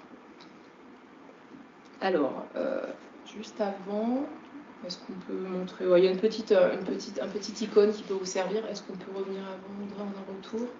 Juste, on vous montre, il y a une petite corbeille au bout de la ligne qui vous permet, parce que votre dossier est encore en cours de création, cette icône vous permet, au cas où, de supprimer en fait votre demande s'il s'avère que l'autorité ne souhaite plus nommer l'agent, pour quelque raison que ce soit. Et donc, ça veut dire que là, la demande que vous aviez faite n'est pas définitive. Tant qu'elle en est à ce stade-là, vous pouvez la supprimer par cette icône-là. Donc, on revient à l'intérieur de notre proposition. Et c'est par là qu'on va pouvoir joindre le tableau de proposition signé. Donc, il faut venir sur le bouton « Télécharger le tableau signé des propositions ». Là, vous avez une petite fenêtre qui s'affiche. Vous allez cliquer sur « Choisir un fichier » et récupérer en fait le document que vous avez scanné en PDF. Donc, nous, on se l'est préparé à l'avance. Agir. Voilà. Réunion. Matinale. Tableau des propositions. Donc tout simplement, vous venez récupérer votre document et ensuite vous cliquez sur le bouton télécharger le fichier. Si on alors en effet, on a la mention qui apparaît tableau des propositions signées. Et là encore, vous avez une petite poubelle. Si vous êtes trompé de document, vous pouvez le supprimer et refaire votre manip pour joindre le bon document. Et une fois que votre tableau donc, a été joint, il va falloir cliquer sur le bouton transmettre pour vérification au CDG. Et tant que vous ne cliquez pas en fait sur ce bouton-là, nous, rien ne nous est transmis. Donc vous pouvez constater que votre proposition, elle a changé d'état et elle est en bleu, donc transmise au CDG. Et à ce moment-là, en fait, un courriel nous est envoyé, donc à l'adresse carrière, puisqu'on l'a paramétré comme ça. Et donc on a une notification en fait qui nous prévient que vous avez transmis une proposition d'avancement de grade. Alors je vais vous faire un petit rappel. Donc étant donné que le logiciel génère une notification et nous prévient, il n'est pas du tout utile de nous envoyer un mail en fait, vous directement sur la boîte du service carrière pour nous prévenir de votre transmission. En fait, ça fait doublon. Si jamais vous constatez qu'au bout de quelques temps, de quelques jours, ou à la limite pour vous assurer qu'on a bien reçu votre proposition, parce qu'on n'est pas à l'abri en effet d'un petit bug, hein, vous pouvez nous contacter dans la semaine qui suit, mais n'envoyez pas systématiquement un mail hein, pour nous dire que vous avez transmis une proposition en ligne. Donc cette étape-là, elle est entièrement à répéter pour chaque cadre d'emploi que vous souhaitez proposer. Alors on va passer à l'étape suivante qui est, alors plus ou moins en fait, durant, en fait, c'est plutôt une étape à laquelle vous n'avez pas grand-chose à faire. C'est l'étape 4, mais elle vous permet quand même de suivre l'état d'instruction du dossier. Donc en fait, on vous détaille, ma collègue vous a affiché à l'écran le tuto, puisque pendant ce temps, on va venir valider la proposition de la collectivité test pour vous montrer ensuite comment ça s'affiche de votre côté. Donc on va détailler un petit peu cette étape. Vous avez possibilité de suivre l'état d'instruction de votre dossier en allant dans LD Gestion, avancement de grade et liste des dossiers toujours. Et c'est à ce niveau-là que vous voyez si votre dossier il a été pris en charge par le centre de gestion. Donc dans ce cas-là, ça apparaît en bleu clair en cours d'instruction par le CDG. Donc ça veut dire qu'une de nous l'a pris en charge et est en train de travailler dessus. Ensuite, il y a la mention donc en rouge.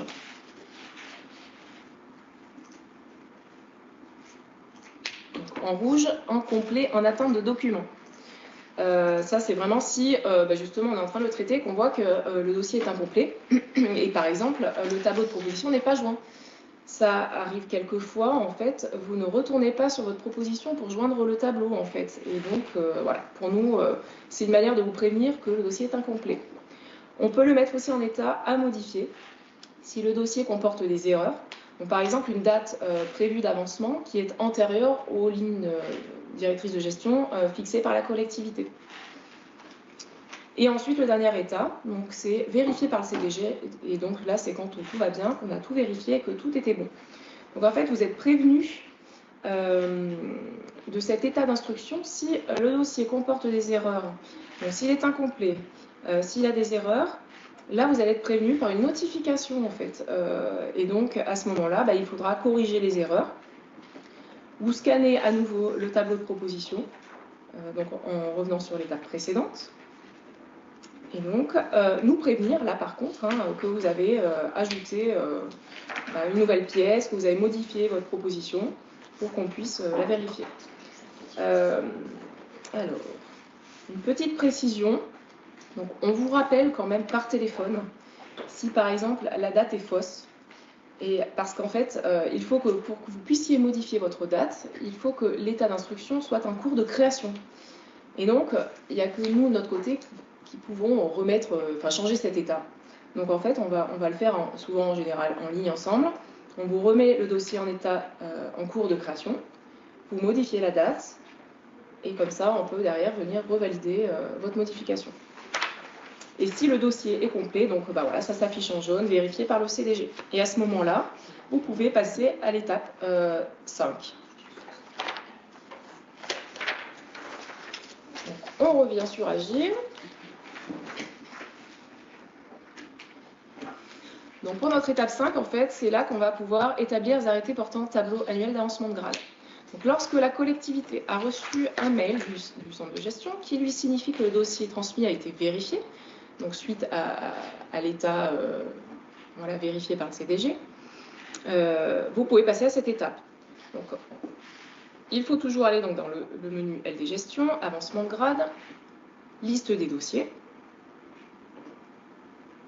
Vous cliquez sur la ligne pour accéder donc, aux propositions.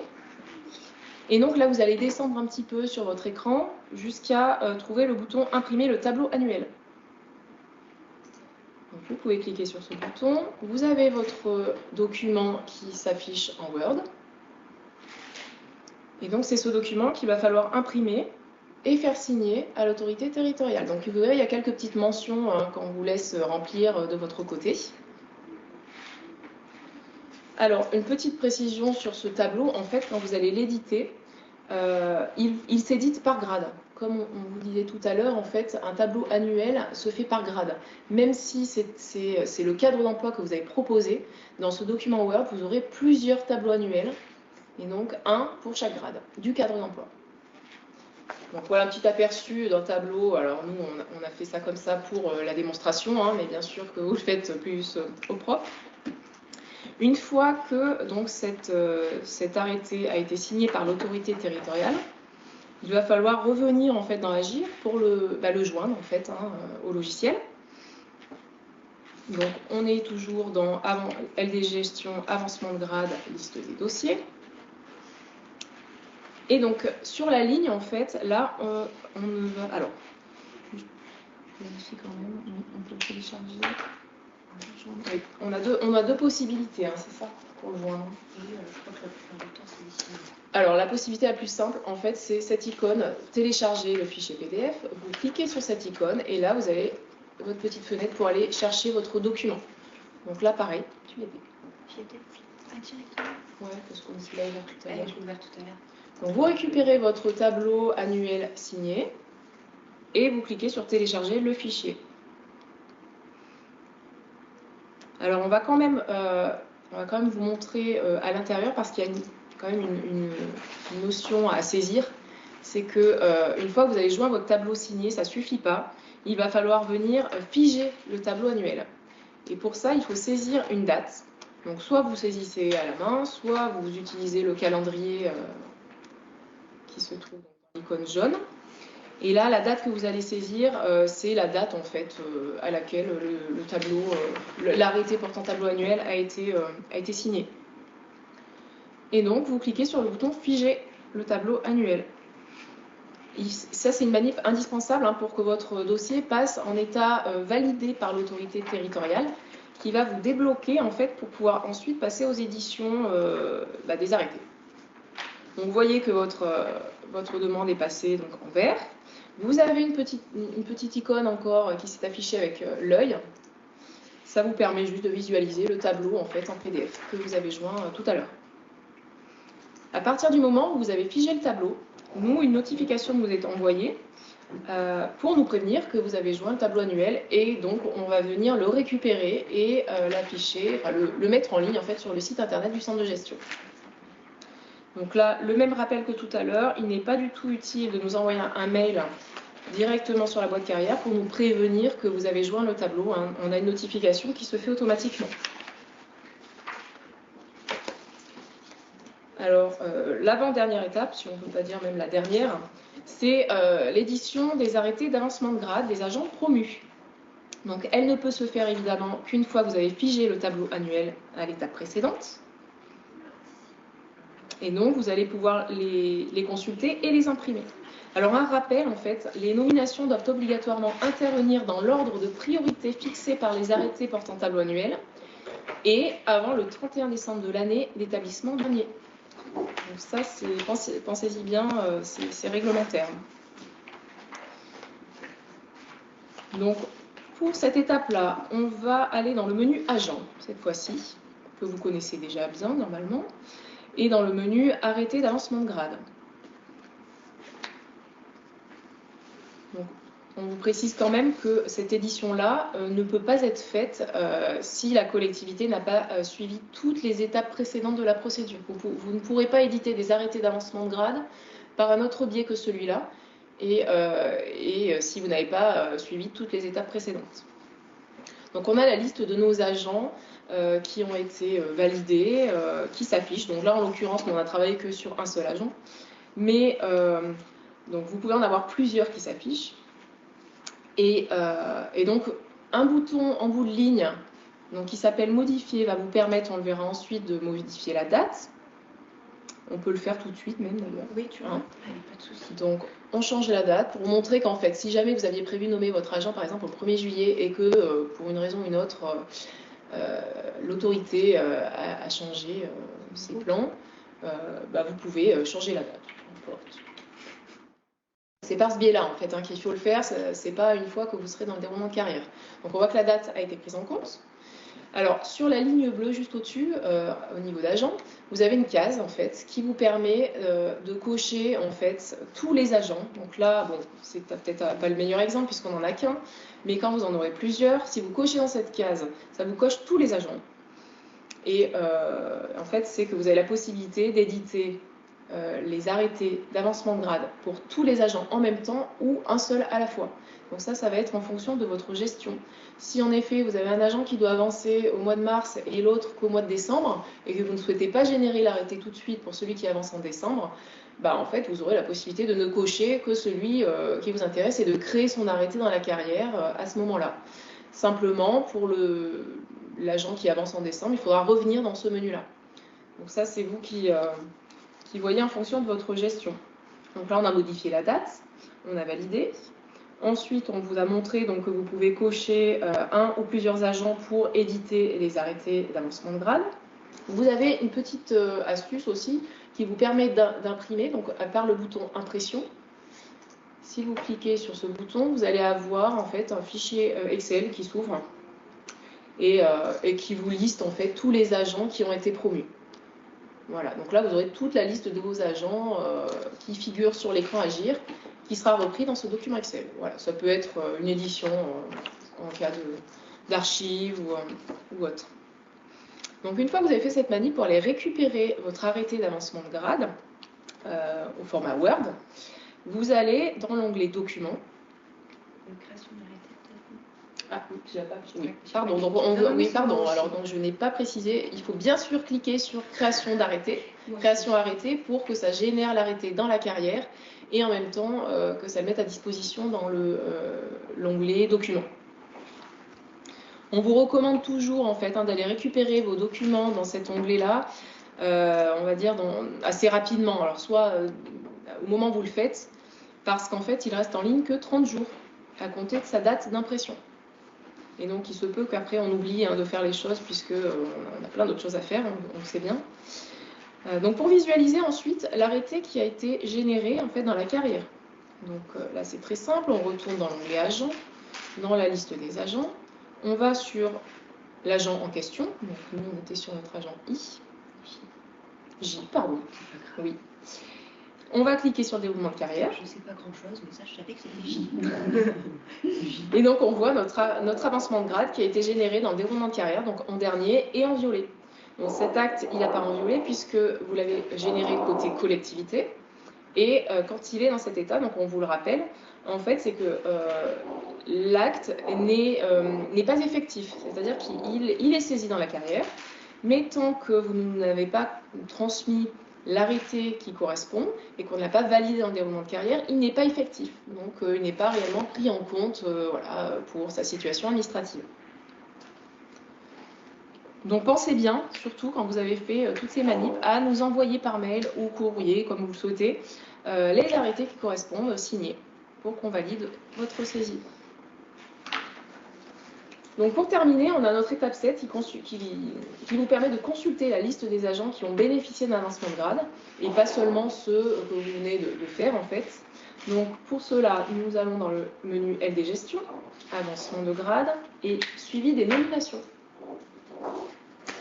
Donc, sur ce menu, vous avez l'année en cours qui apparaît par défaut, mais vous pouvez aller rechercher les années précédentes. Alors là, le prestataire affiche les 2 années précédentes. Donc on a la possibilité, alors l'affichage se fait par défaut de tous les cadres d'emploi en fait. Là on ne le voit pas, mais vous pourrez constater que si vous avez proposé plusieurs cadres d'emploi, tous les cadres d'emploi s'afficheront en dessous. Et pour n'avoir à l'écran qu'un seul cadre d'emploi, vous avez la possibilité de filtrer en allant le choisir voilà, dans la liste déroulante. Notamment pour votre export, donc le bouton exporter vous permet d'éditer donc ce récapitulatif au format Excel. Et donc là, l'année 2023, si vous souhaitez l'année 2022 ou la précédente. Donc voilà, on a fait le tour en fait de la procédure à suivre du début à la fin pour pouvoir obtenir les arrêtés d'avancement de grade, en sachant que vous ne pourrez pas les générer en allant directement dans le déroulement de carrière, comme certains essayent de le faire parfois. Voilà. Alors, réponse peut-être aux quelques questions. Ouais. C'est moi qui... Peu importe. Alors, on va répondre à vos questions, donc en fonction du thème. Alors, si l'agent vient d'un autre CDG, quelle est la procédure? Donc, alors, s'il vient d'un CDG, d'un autre CDG, donc en mutation, j'imagine. Non, c'est que nous, on l'a fait saisir. Elle pensait qu'on avait le même logiciel, peut-être. Je pense que la question, elle porte plutôt si elle vient d'un autre CDG. Est-ce qu'un autre CDG qui gère Agir, est-ce que c'est pris? Est-ce qu'on reprend la carrière? Malheureusement, non. Oui, en fait, ça va être au même titre qu'un agent qui mute d'une autre collectivité. Voilà, tout à fait. Le même cas. Autre question, serait-il envisageable que vous nous transmettez les arrêtés... Ah, d'accord, que les collectivités transmettent les arrêtés par Agir. Alors, ce n'est pas prévu pour l'instant dans le logiciel, c'est peut-être une évolution, on ne sait pas, à moyen ou long terme, on n'a pas d'informations sur ce sujet. C'est sûr que ce serait très bien et ça nous arrangerait aussi. Donc voilà, on vous préviendra de toute façon le jour où ce sera possible. Autre question, un avancement de grade doit-il avoir lieu au 1er janvier de chaque année ou en cours d'année? Alors ça va dépendre des conditions statutaires en fait, parce que ce n'est pas les mêmes règles pour chaque cadre d'emploi. Donc ça, c'est bien à vérifier dans les conditions à remplir, puisque pour certains, en effet, il faut les remplir au 1er janvier de l'année du tableau annuel. Question suivante, combien de temps sont valables les réussites aux concours et examens professionnels? Alors, les examens professionnels, tant qu'on n'est pas nommé, il est valable. Et les concours, c'est une liste d'aptitudes qui est valable, je crois, 4 ans. Maximum. On est inscrit pour toute liste d'aptitudes 2 ans d'office et après on peut être renouvelé une 3e et une 4e année. Question suivante, peut-il avoir des dérogations pour un avancement de grade avant l'acquisition des conditions? Alors la question n'est pas très claire, mais d'après ce qu'on comprend, non, il n'y a pas de dérogation pour l'acquisition des conditions. On ne peut rien faire, les conditions sont statutaires, pardon, et il faut faire avec ces conditions-là. On peut pas, il n'y a pas de dérogation, comme les dérogations par rapport aux textes qui sont sortis pour les avancements de grade. Je pense qu'il y a un mélange dans la question. Alors si la question, si j'ai pas répondu assez précisément, écrivez par chat si la réponse vous convient. Elle va peut-être pas vous convenir, mais est-ce que vous avez compris la réponse? On va reformuler sinon si on a mal interprété.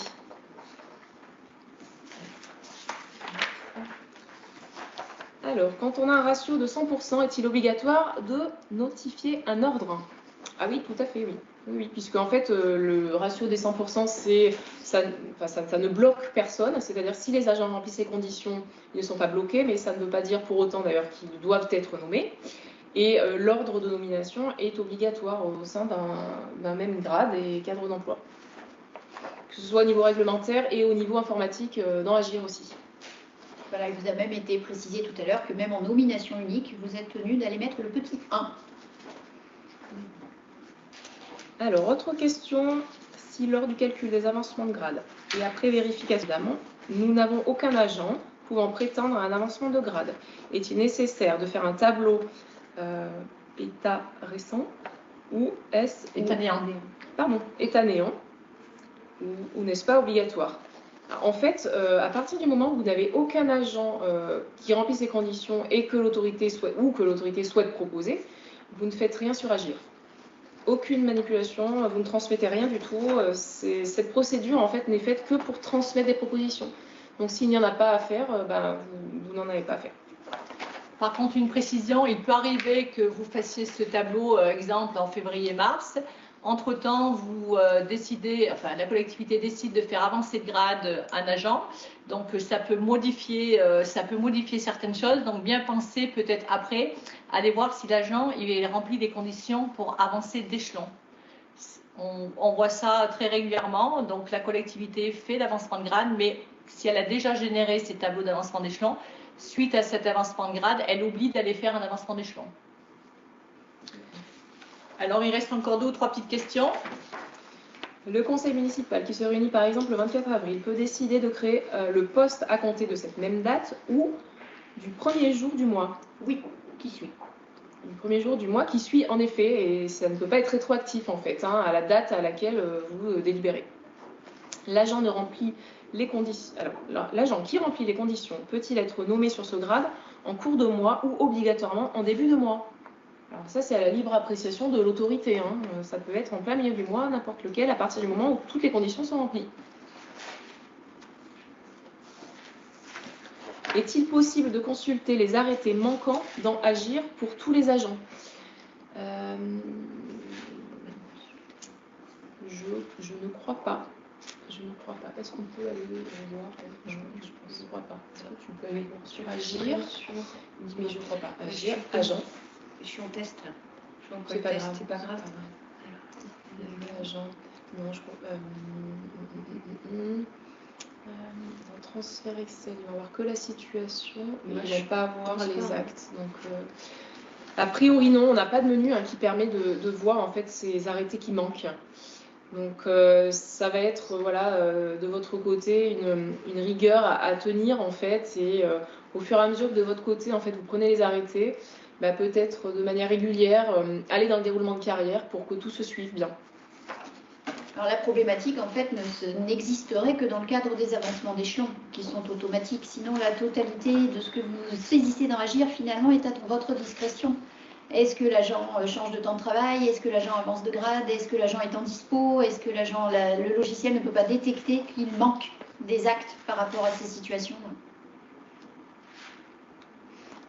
Alors la question suivante. Pour mettre l'agent au bon échelon dans le nouveau grade, pouvez-vous nous dire le processus? Par exemple, C1, 7, comment sera-t-il classé? En fait, c'est en faisant toute cette procédure que le logiciel va vous calculer l'arrêté d'avancement grade et le bon classement. Donc, Au début, quand on vous parlait du classement, enfin des règles de classement, vous pouvez bien sûr les consulter en amont, mais à partir du moment où vous avez suivi toute la procédure et que l'arrêté d'avancement de grade est généré dans le déroulement de carrière, il est calculé au bon échelon, avec la bonne ancienneté, etc. Après, on vous recommande toujours quand même de faire une vérification de ce classement avec les documents qui sont en ligne sur le site du centre de gestion.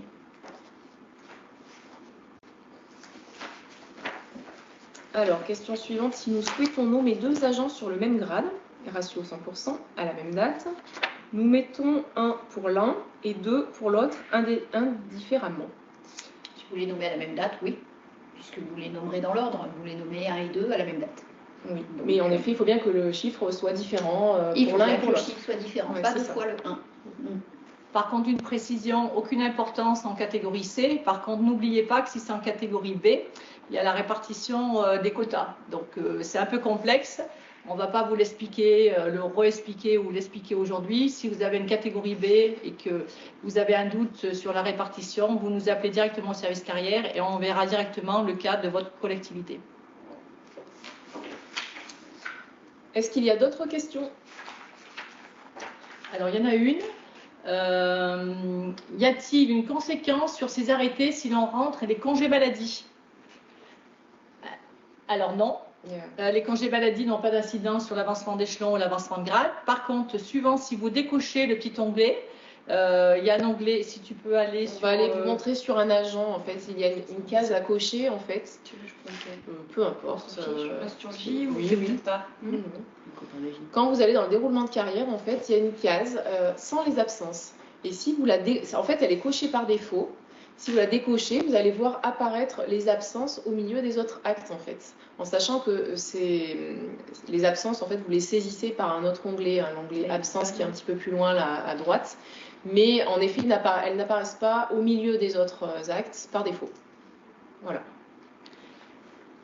On va profiter juste de cette occasion pour vous dire que ce logiciel est là pour vous aider et pour saisir vos absences ou pour imprimer vos arrêtés s'ils ont été créés. Par contre, niveau carrière, pour que ce soit avancement d'échelon et avancement de grade, comme ils n'ont pas de conséquences, vous n'êtes pas obligé de nous les communiquer, ou nous les envoyer en papier ou nous les envoyer de façon dématérialisée. Ça vous fera gagner et du temps, et pour vous, et de l'argent, et la planète, et pour nous. Alors, on a une autre question. Attention, et sauf erreur de ma part, même pour une nomination à une même date, les ordres de priorité sont importants, car si l'autorité décide finalement de ne pas nommer un, alors 2 ne pourra pas être nommé. Oui, bien sûr, c'est ce que vous avez expliqué tout à l'heure, ma collègue. Cet ordre de priorité sert à ça. Mais nous, on parlait, est-ce que ça avait une importance au niveau de la gestion du logiciel? Déjà, sur la question qui était posée, la personne avait l'air d'avoir acté définitivement qu'elle nommait les 2 personnes à la même date. Donc, quand c'est acté, c'est acté. Une petite nuance concernant les ordres de priorité à la nomination. Dans le texte, il est écrit qu'effectivement, il faut se conformer à cet ordre. Je n'ai pas vu écrit dans le texte qu'il était interdit de nommer le numéro 2 si le numéro 1 n'avait pas de nomination à l'issue de cette inscription sur le tableau annuel d'avancement. Par contre, lorsque vous avez effectivement déterminé un ordre, ce qui est légalement obligatoire, il est complètement interdit de nommer le numéro 2 avant le numéro 1. J'ai une petite demande, je pense, je vais autoriser. Quelqu'un a levé la main, en fait. Est-ce que c'est que cette personne souhaite prendre la parole? On va continuer par le chat et puis on verra après peut-être. Parce Le que chat, après, le chat pour l'instant est à jour. Oui, il reste la main. Il y a d'autres questions qui arrivent. On a une autre question qui est posée telle quelle, donc je vous la lis. Par contre, les périodes de disponibilité ont-ils une conséquence? Oui, bien sûr qu'elles ont une conséquence sur l'avancement d'échelon et l'avancement de grade. Sachant que maintenant, avec le nouvel texte de loi qui a été sorti, vous savez que l'agent qui rentre, qui a pris une disponibilité, si elle va faire des contrats de droit public ou des contrats de droit privé et qu'elle envoie à son employeur le justificatif comme quoi ils ont travaillé au moins, bon c'est un peu technique, donc ça après, Je vous le dis juste, mais s'il y a besoin, vous n'hésitez pas, vous appelez le service des carrières, on verra ensemble. Si l'agent a travaillé 600 heures durant l'année, il est possible de reprendre, et on doit reprendre 1 an d'ancienneté, que ce soit pour l'échelon. Et pour les conditions d'avancement de grade, c'est pareil. Donc n'hésitez pas à nous contacter si vous avez ce souci-là. Mais oui, ça a une incidence. Une autre question, est-ce qu'il faut avoir la discipline de saisie des absences maladie sur Agir? Pas obligatoirement, vous les saisissez si vous en servez vous en tant que RRH. Nous, ça n'a pas d'incidence sur la carrière, donc c'est au bon vouloir de ce que vous voulez faire vous. Par contre, nous, c'est vrai que derrière, on ne va pas les valider parce que concrètement, on a 14 000 agents, 620 collectivités. Actuellement, on n'a pas le temps. J'ai une question pour une prise de parole. Je peux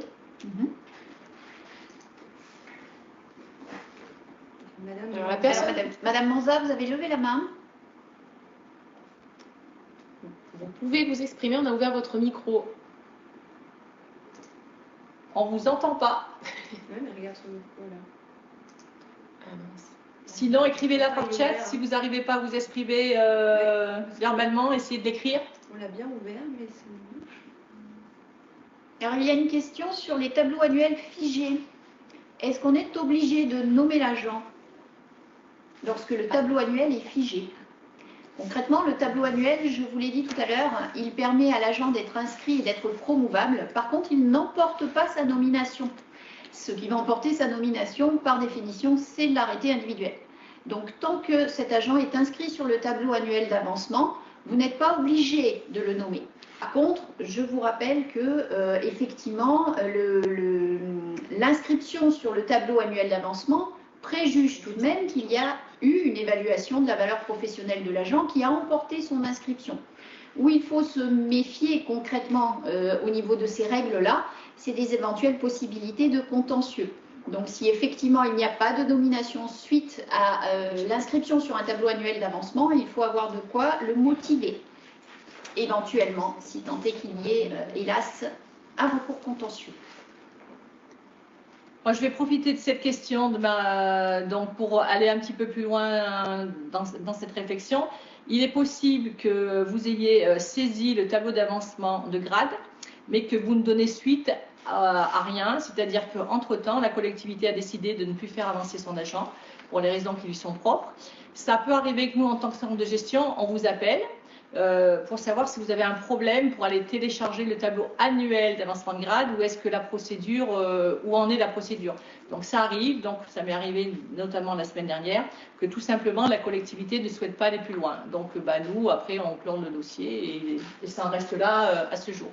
Mais si vous voulez nous appeler pour nous dire que l'agent, la collectivité ne souhaite plus, au moins ça vous évitera et nous on supprimera le. Enfin, Cindy, c'est possible de supprimer le tableau Peut-être pas le supprimer, mais on va dire lui mettre dans un état soit annulé ou parce qu'en fait régulièrement nous, on filtre un petit peu sur toutes les demandes qui sont toujours en cours et si on voit des tableaux pour lesquels la procédure n'est pas allée jusqu'au bout, en fait, au bout d'un moment, on se demande ce qui se passe ou est-ce que c'est que la collectivité n'a pas compris la suite. Donc, on fait un état, voilà.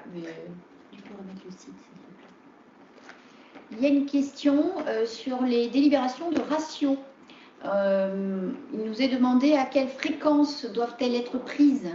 Alors, je vous disais tout à l'heure, effectivement, elles sont normalement existantes depuis 2007. Quoi qu'il arrive, ces délibérations-là, comme elles autorisent des avancements de grade sur des libellés de grade, je pense qu'à minima, c'est des délibérations qu'il faut reprendre à chaque réforme carrière qui remet en cause le libellé des grades. Puisque ce que vous avez pu prendre à une certaine époque avec des grades qui étaient agents des services techniques ou agents d'entretien n'est plus valable de nos jours. Donc, à minima, de manière régulière, à chaque modification suite à réforme, remettez à jour et toilettez, comme vous le faites pour vos tableaux des effectifs, remettez à jour vos délibérations sur les ratios. En ce qui concerne une note synthétique sur le site du centre de gestion concernant la codition des quotas, quoi qu'il arrive, la note synthétique, entre guillemets, va se trouver dans le décret qui concerne le cadre d'emploi en question. parce que concrètement, les conditions vont être liées parfois par le cadre d'emploi, voire même par le grade. Donc, pour retrouver les conditions statutaires d'une part en matière d'avancement de grade, c'est le petit onglet que l'on vous montrait tout à l'heure, dans parcours professionnel, vous allez dans avancement de grade et vous retrouvez les conditions statutaires. Si vous souhaitez aller au-delà des simples conditions statutaires qui sont réclamées à l'agent et que vous êtes à la recherche des conditions statutaires que j'évoquais plutôt du côté de la collectivité et d'éventuels quotas liés au cadre d'emploi, vous allez aller dans parcours professionnel et c'est par le biais de cadre d'emploi que vous aurez accès à l'ensemble des décrets à jour concernant chaque cadre d'emploi. Donc vous pouvez, alors voilà, vous descendez et vous avez les mêmes volets déroulants par filière pour aller consulter en direct le décret à jour sur les conditions en question. Plus de questions. Alors je pense qu'on a déjà bien travaillé sur le sujet. Pour l'instant et sur le chat, il n'y a plus de questions. Bon, en espérant que vous aurez appris plein de choses, n'hésitez pas à reconsulter le service carrière si vous avez un doute sur un cas particulier ou sur éventuellement des choses qui se sont passées sur le site. Est-ce qu'on peut montrer sur le site internet où se trouve le tuto? Parce Oui, qu'on n'a pas on va montré vous au début. remontrer où est le tuto qu'on a suivi. Tu veux que je passe par où? Oui, donc service en un Hein, on clic. passe par là. Là, vous avez la documentation Agir. On descend un petit peu et on a tous les tutos. Donc celui qu'on a travaillé aujourd'hui, c'est proposer des avancements de grade et voilà, il se situe ici. N'hésitez pas à les consulter, vous les enregistrer et si vous avez des questions, à nous les envoyer soit par mail ou nous appeler. Alors, avant de couper, je vais répondre à une dernière question qu'on a zappée. Faut-il informer au préalable les agents lorsqu'ils peuvent bénéficier d'un avancement? Alors, normalement, dans le cadre des entretiens professionnels, vous êtes censé effectivement avoir un échange avec les agents sur ce sujet. Concrètement, je vous le disais, un agent doit accepter son avancement de grade avant de pouvoir bénéficier de l'arrêté individuel, même s'il remplit toutes les conditions statutaires, il va falloir qu'il accepte les missions qui lui sont proposées dans son nouveau grade. Donc effectivement, c'est un échange qui doit être mis en place au moment de l'entretien professionnel, où on évoque les conditions statutaires, l'évaluation de la valeur pro et l'éventuelle acceptation par l'agent de cet avancement de grade s'il est proposé.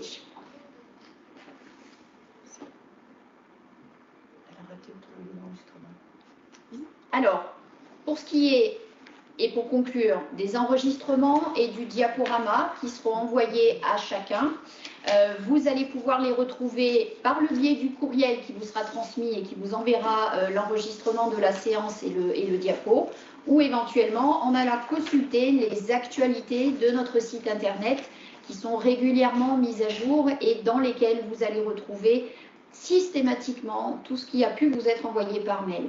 Voilà, donc n'hésitez pas à les consulter régulièrement, ces actualités, et à aller voir si vous n'auriez pas quelques petits documents ou conseils à recueillir. On vous remercie tous. Merci, bonne journée. Et à bientôt. Bonne journée. Au revoir. Au revoir. Au revoir.